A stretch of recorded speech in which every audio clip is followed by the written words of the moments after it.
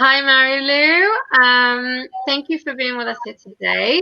I'm going to jump right in because we don't have much time. So, hello to everyone watching the replay. And yes, if you can just begin with introducing yourself and what it is that you do and how you got to doing what you do, that'd be awesome. Great. Thanks, Emily, for the invitation. Hello, everyone. I am an intuitive life coach and a Reiki master. I mainly help women to overcome the limiting beliefs and stepping up of the comfort zone into the power of the miracles. So I do believe that intuition and that faith comes into place all the time, and even understanding like fate by the help that we don't see physically, but we know is there for us. Yeah, that's what I do, helping women. So Amazing. Can you tell us a little bit about how you got to doing this, where it began? Tell us a bit about your background and the challenges you overcame. yes, I I grew up in a family. Well, my dad passed away when I was 10, my mom when I was 17, and being in a large family, we are five siblings. I always kind of had that competition going on, like on the quiet side. I was trying to be good and be perfect, so people will definitely like me and love me. For me, love it was something that I needed to work really hard, uh, to get. And I later on in my life, meaning like in the last 5 years or 10 years, I would say, I realized that that was a pattern that I had all the time. Even manifesting in the work that I do, I needed to work really, really hard to get the money I wanted. Most of my friends and even my relationships, they were toxic relationships. This is when um, 10 years ago, I was introduced to a therapist that told me that concept of codependency, and I knew that then I was one of them. Why and how? Yes, I was addicted to toxic relationships. As I said, they were everywhere in my life. I used tools as well, the therapy was one of the ones. I had a really bad time. I was in depression, and I knew that if I didn't have any help, the next step for me it was just going down and down the spiral and using, some drugs, and that was my only option, back then. But I was so eager to find an alternative solution, and that was, yes, the therapy. I was using a lot of meditation. What I found myself like, what is it that I want to do in life? Who am I?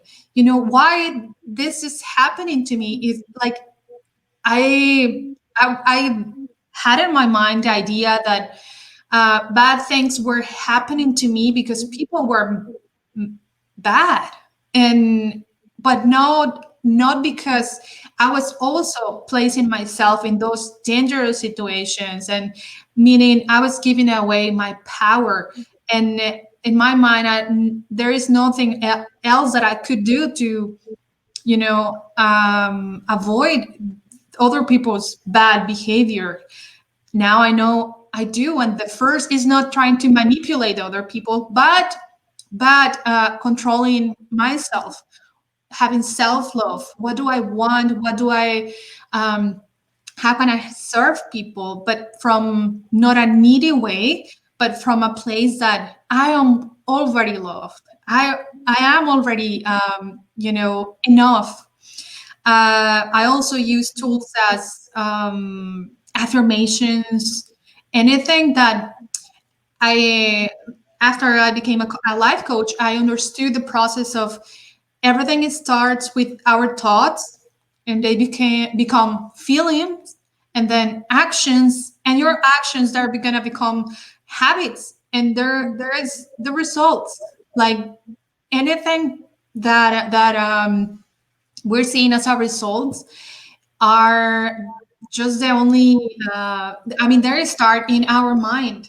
And so I started believing that there was another solution. So this is what I've been sharing with other women, that there is help out there. Now I'm doing what I really, really love, helping women.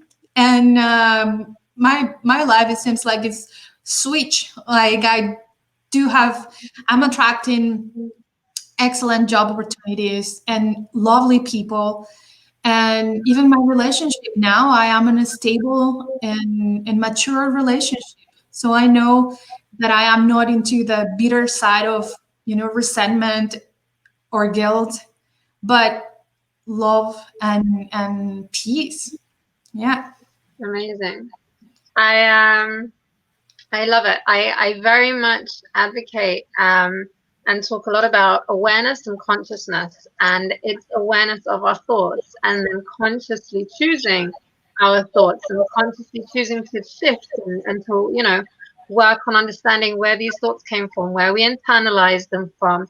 We inherited many of them from our parents, from our surroundings, from our peers, from just social conditioning. And so much of this shapes our thoughts, and then that shapes our behaviors and who we are, and then our reality. And it's so, so empowering when you realize that you can step up and you can show up for yourself, and you can become aware of these thoughts and then change them consciously. And that's exactly like what you were just saying now. And I love it. I love it so much because it's so, as you said, you don't give your power away anymore. You totally just step into your power. And I remember I used to see all these kind of, these quotes and these things, step into your power and empower yourself and you can create your reality. And it just felt like very much gimmicky cliche kind of, yeah, okay, whatever. I didn't buy into it at all. But then now that I've experienced it, and now that I really, like, I believe in all of this,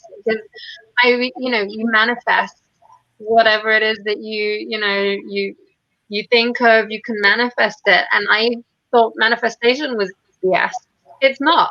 You attract whatever it is that you kind of the energy that you put out is what you attract. And it's so surreal to actually experience it. It's so hard to believe until you actually go through it.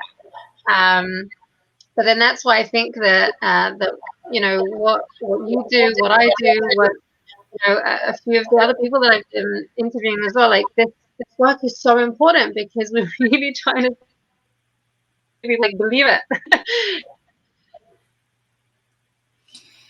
About self-esteem, and you mentioned self-love as well here. Like there was I watched a replay today.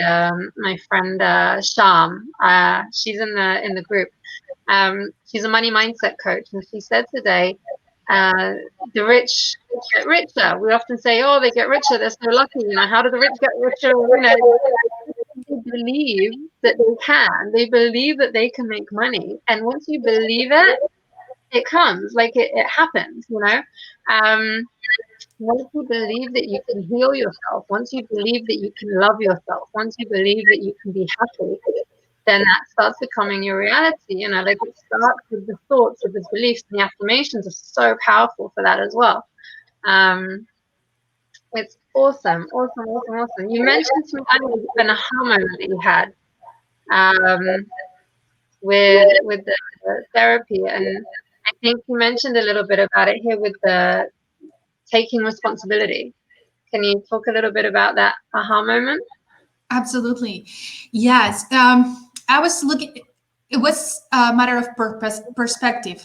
I was seeing my life as literally as a victim. I was like, meaning, like when I was a child, I didn't have enough attention. Somebody else hurt me really bad, and that person is a bad person, right? Which I'm not here to judge, but that was a perspective I had. And as I was like growing up, I only found people that just hurting me, like literally. Even I had somebody told me, Marilu, it seems like you have written on your forehead, like abuse me from any time of like, if I was one time I bought a bicycle and the person just like tricked me, it wasn't working.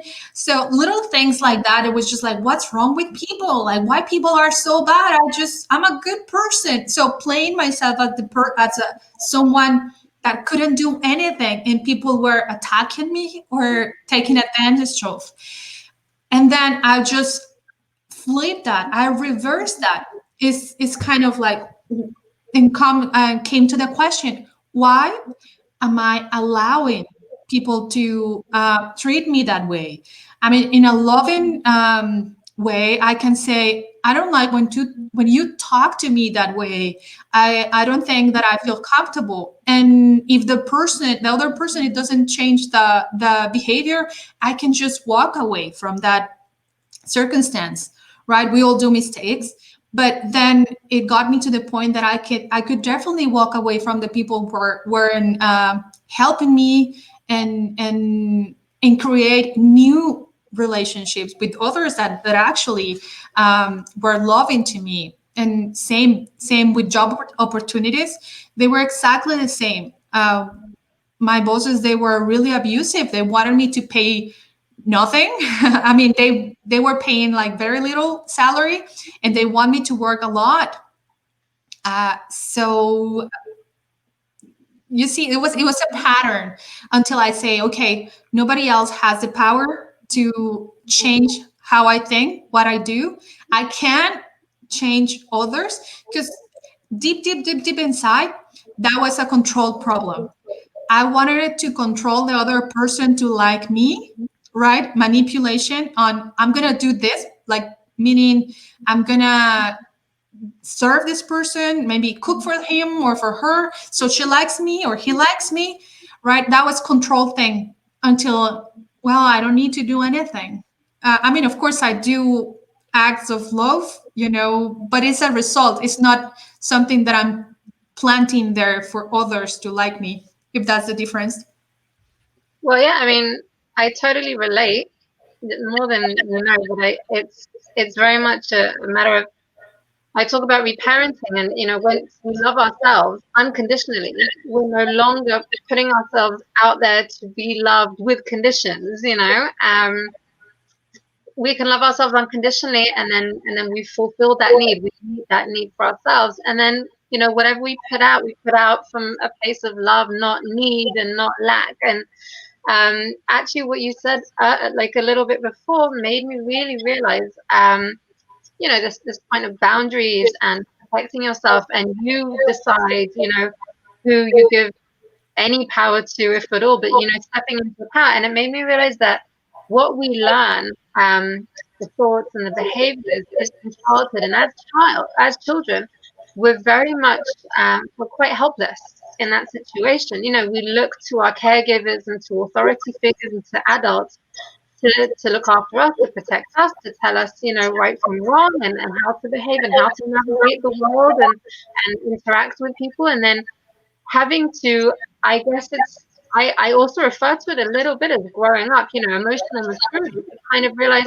now I control, now I choose, now I protect myself, now I can put these boundaries. It's not as helpless, like, and it just made me really realize when you were saying, um, when you were explaining about your experiences, the difference of like the child to the adult, and that's kind of when you wake up, you say, I'm an adult now. I can be the parent to my inner child, and I can now, choose how to navigate the world and in a way that will serve me, and I think it's amazing. You're amazing. Thank you. So you are too. Um, yes, and probably we don't have enough time to talk about that specific thing. But then to research, I found out that by like every single time that I was bringing back those bad memories, my body doesn't know like time frame. Like my body Right. was actually experiencing time over time after time, just because with stress wise, right? And the only way to eliminate that and stop doing that to my body, it was creating new emotions of happiness. And just this is when visualization and affirmations, meditation came into my life, where I I can't focus only on the bad. I also have good experiences, good people around me. So this is where I am gonna hang on. This is and being in a state of gratitude that gave me, as well. That was a huge help into my life. Yeah, even physically, I was getting sick way more, and now I feel healthier and happier. So this is, for everyone who is able to, I mean, who is willing uh, to have it. Amazing. I really do wish that we had longer, and we'll do another video where we'll have longer. We do have to end this now. So I just want to say I could talk to you for hours, I swear. Thank you, thank you, thank you for your time and for sharing your story and for being such a wonderful person. And send me all your links. I'll put it in the description. If you have, your Facebook page, your social media links of anything and everything. And thank you. I appreciate you. Thank you so much. I appreciate you too. Have a great, great, great evening. Bye. Bye now.